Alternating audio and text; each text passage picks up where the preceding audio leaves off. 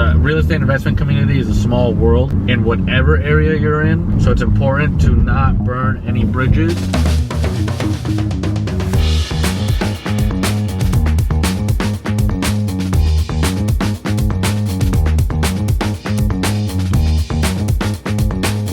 What's up guys, welcome back to another YouTube video. We're gonna be doing another day in the life vlog. As of right now, we're actually heading to walk a property that just hit the market yesterday, and they listed it as a fixer. It's owner occupied and it only had one exterior picture. They listed it at a decent price. I would probably still need to get it like 50 to 60K lower, but it's a house where we have one of ours pending and we've done a few projects in that area. So we're gonna go take a look at it, maybe throw in an offer and just keep following up with it, seeing what the situation is, since they did ask for a month rent back.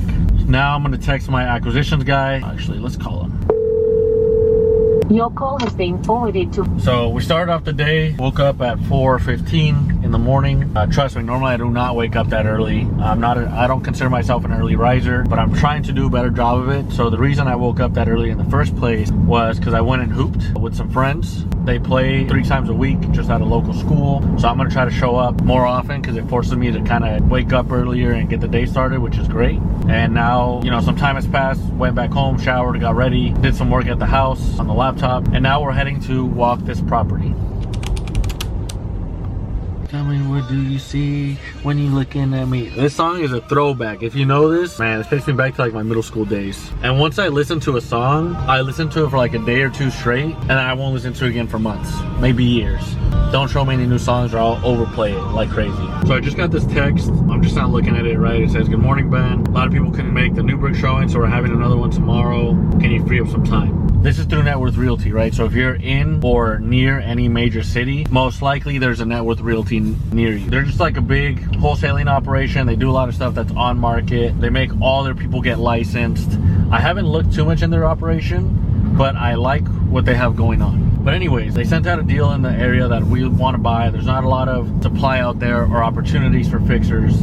And so last week, I mean, you can read the text, right? So first of all, they stopped sending out like an asking price on their emails. So I just asked like, hey, what's the asking price on this deal? When's the walkthrough? He sent me a price, which already I thought was way too high. But if it's in the area, I'm always interested in checking out the property, because if it's in pretty good condition, the price is still not bad. And then I always like to see what other competitors or how many competitors are there, because it kind of gives you an idea of, hey, this is a fixer, an area that people want, this is a price that people want. But the way it works with Net Worth is they also have their own hard money company. And so what happens is this guy texts me, as you can see, he goes, hey, the first showing will be for buyers that want to use our lender. Is that something you would do? And we don't typically use hard money as much anymore. So I was like, no, we use private money. And so I didn't get to the showing. And then at that point, like a few minutes later, I mean, you guys are seeing the text, right? He goes, can you see it today? And at that point, I had already moved my day around. I wasn't gonna move it again just to walk a house where I felt like I'm the buyer, right? You should want me to be there regardless if I use your lender. Yeah, sure, give priority to the people that use your lender, you make more money, but having all of us together at one time does not hurt you. So I texted him, I was like, no, I already moved my schedule. And now he's following up saying, hey, not a lot of people can make it. So that tells me two things. Either they actually didn't have a lot of people show up, which is kind of believable, especially if you limit it to your own people who use your own lender. But the reality is they're too high. I'll still give them an offer. Probably they want 280, I'll probably offer them 200. If they take it, great. If they don't, it's business at the end of the day. If you're a wholesaler or if you're working with wholesalers, understand that you got to have mutually beneficial relationships. It's not just, hey, this is what I want. Okay, so now I'm gonna respond to that text. The walkthrough's tomorrow at noon. I'm just gonna send him a text like, hey, I'll try to be there, but no promises. So we're driving down this road and we actually have our flip right on this road, so we're gonna see it. We have another inspection on it today, but it's crazy because we had foundation issues that we didn't know. We didn't inspect it beforehand. That's one thing we've learned. It's like, hey, we got to start doing foundation inspections on it. Oh, this is the house right next to it. It's right across from it. As you can see, their company's out here walking it. They're inspecting it, and it's this one right here. And this is the house for sale. So we've been having foundation issues with that one. We got a quote for 120K to fix the foundation, but it's the most expensive company in the area. So now we're getting a few other quotes. But now we're here. This is still owner occupied. So I don't know if they have any ring cameras or anything. So we're gonna wait till we're inside and make sure no one's home. So let's go check it out.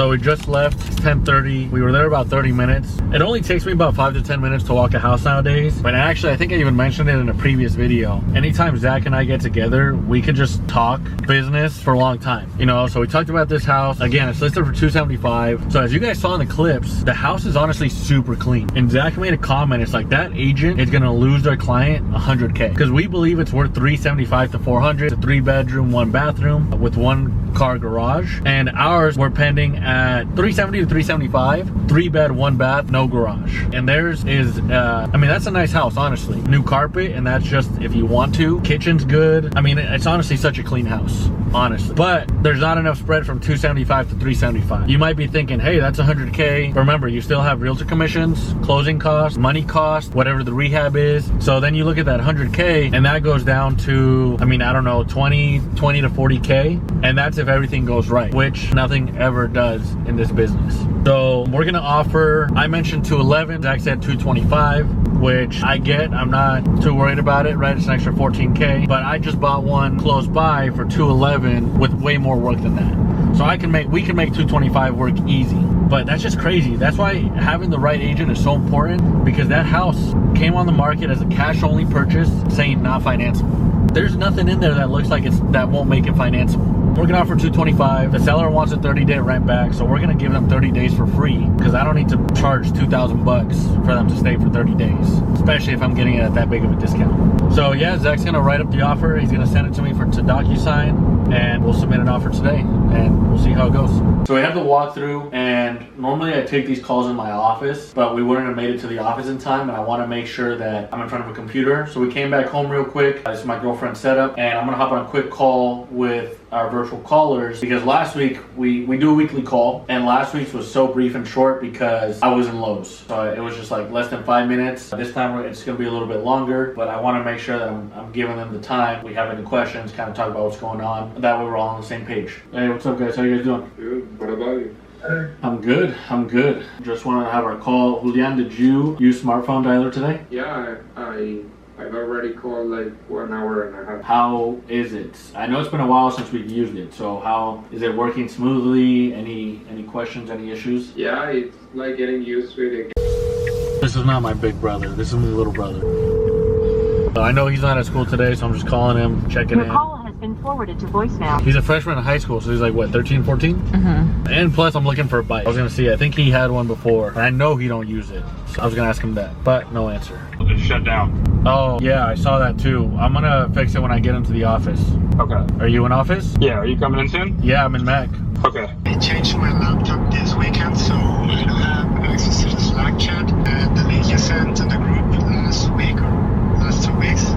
I've noticed that people who use WhatsApp in any country, they tend to use more voice messages, which on one hand I get, on the other hand I don't get, because sometimes it can be an inconvenience if you're on about, right? You can't just listen to it on a whim. But Nico just messaged me, he needs access to the Slack chat again that we have, and then he worked his hours for the month, so we're gonna send him payment. Whenever we pay anybody virtually, we use Remitly. There's a lot of different payment processing options to send money overseas. There's Remitly, Payoneer, Wise, you can always do PayPal. They all will cost money. It's just a matter of which one is like most convenient and works seamlessly. They all have their own problems, but Remitly has been the best one that I found so far, and it's also pretty cheap compared to what all these other ones charge. So we're gonna send him payment today because we pay once a month. That's how we pay our people.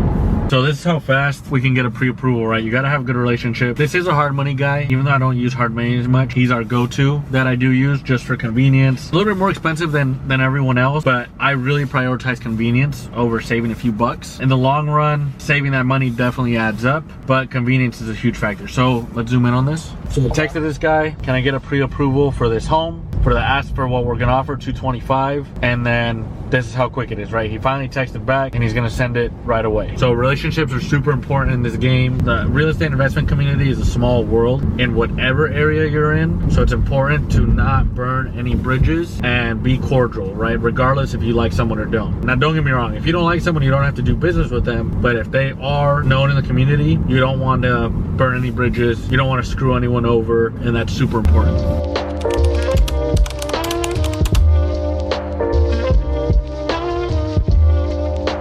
Okay, yeah, because I get what you're saying. Normally, off-market stuff, we haven't done it off.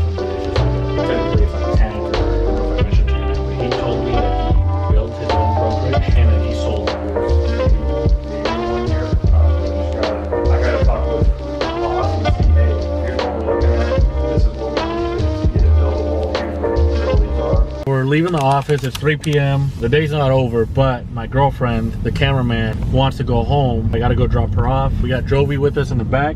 And so what we're gonna do after I drop her off, we have these door hangers, and we're gonna go, we have a list of vacant homes that we've been trying to call on with no answer. So we're gonna door knock it, and if no answer, we're gonna leave these door hangers. We'll take you guys along with us. We'll probably be back in about 2 hours, and we'll still probably put another 2 hours, at least another hour and a half in the office. I had that one in Toledo that I was gonna buy.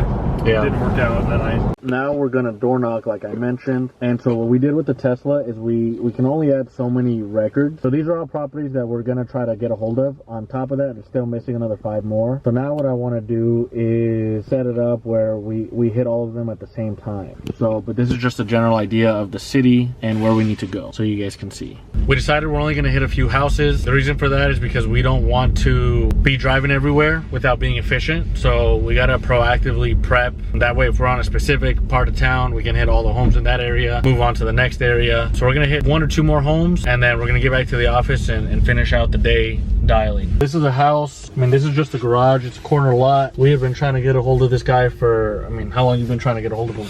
probably 2 years. Look at this. I mean, this thing's a junker. So we're just gonna set a door hanger on there real quick and see. Look, oh, someone's already got some business cards up there. Coming up to it, there's already a business card on here. Thing's been vacant for a long time. If there's ever any neighbors standing outside, you always want to just talk with them for a sec, because they can always give you more information that won't be available publicly, and they'll always know if they're a little bit of nosy neighbors. Always be able to kind of point you in the right direction with, oh, you should talk to them, talk to this person. But we'll have to drive back in a week or so and see if the door hanger's still on or not. So we're getting back to the office. Time to hit the phones for the next hour and a half before we call it a day and do it all again tomorrow. You have to love what you do in this career, and you have to be willing to do it every day. Right, this is one of those things where you have to envision yourself doing this for 20, 30, 40 years, or honestly, I could see myself doing it till the day I die. This is just one of those careers, but I wouldn't have it any other way. Hello? So I just tried dialing. That call did not go through. So this is Kixie. I'm on a 7-day free trial right now. Right now we use smartphone, but as you can see here, we use click to call, so their icons are red. So I click this button and it dials over here. Right up top, you can see it's dialing. The user interface I heard is trash, which I'm not a fan of, but we're not here for aesthetics. We're here for what makes sense. I think this number's dead. I didn't mean to dial again. So we will just be making split calls on some hotter prospects. This one's hotter because this property's vacant. The guy lives in Idaho, supposedly. It's dialing on accident. Yeah, see, it's still it's running a little slow. It's lagging behind when I click it. I don't really like this area, this town or the towns next to it, but price is right, we'll buy anything. So this is why it's important to leave voicemails. This lady called. I started leaving her a voicemail on her landline, and she picked up due to my voicemail. And yeah, she's not interested, but now we don't have to call her, right? We've tried calling her 8 times, and she's a notice of default. So good thing for her, she said she figured it out with the bank and her attorney. But imagine how many more people will continue calling and she's not gonna pick up. Like, she literally said, hey, I've had everybody calling me and I don't pick up the phone. But because I left her a voicemail and she was listening to it, she answered, and now we save time from calling this record and we can spend more time calling other records, right? And so our status up here, Hotter Prospect, is just people that have like notice of defaults that we uploaded through county data, a few vacant properties that look like they're beat up or fixers. You know, we have evictions, some probates, things like that where we think they'd have a bigger chance of saying yes versus just calling absentee owners or all that. You know, we're still doing that as well, but this is just a slightly more targeted approach, just slightly. So it's 5:30. We made some calls for about an hour and a half since we came back. He wanted to stay longer. I didn't, because I'm beat and I'm his ride today. His car's gonna be in the shop for about a week or two. So I gotta be picking him up, dropping him off, unless he can get it right here. So because I'm beat, we're gonna call it a day. Gonna go drop him off, go home, eat some dinner, chill out, and then like I said in a clip earlier, back to it again tomorrow. Make sure you guys like the video, subscribe to the channel, comment if there's any videos or any questions you guys have, and we'll see you guys on the next one. Peace. See ya.